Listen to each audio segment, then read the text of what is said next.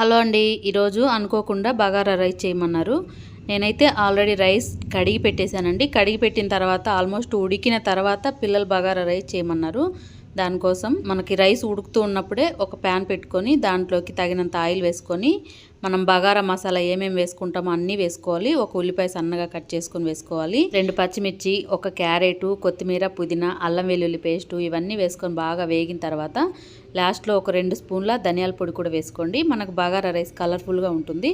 ఇదంతా బాగా వేగిన తర్వాత మనకి రైస్ బాగా ఉడుకుతుంది కదా, ఉడికేటప్పుడు దీంట్లో వేసేసుకోవాలి. మనకు కాస్త నీళ్ళు ఉన్నప్పుడు వేసుకున్నా కూడా బగారా రైస్ చాలా బాగుందండి. తప్పకుండా ఒకసారి ట్రై చేయండి.